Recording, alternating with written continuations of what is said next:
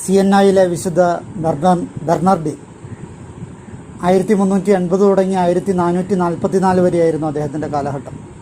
വിശുദ്ധ ഫ്രാൻസിസ് അസീസിയുടെ ഒരു ഉത്തമ ശിഷ്യനും ഒരു പ്രസിദ്ധ വാഗ്മിയും കർശന നിയമാനുഷ്ഠാക്കളായ ഫ്രാൻസിസ്കൻ സഭാവിഭാഗത്തിൻ്റെ സ്ഥാപകനുമായ ബെർണർഡിൻ സിയന്നയിൽ മാസ എന്ന പ്രദേശത്ത് ഒരു കുലീന കുടുംബത്തിൽ ജനിച്ചു. 1380 ജനിച്ചത്.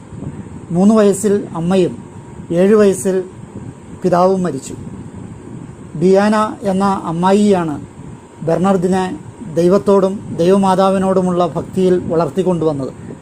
കുട്ടിയായിരിക്കുമ്പോൾ തന്നെ എല്ലാ ശനിയാഴ്ചയും ദൈവമാതാവിനെക്കുറിച്ച് അവൻ ഉപവസിച്ചിരുന്നു.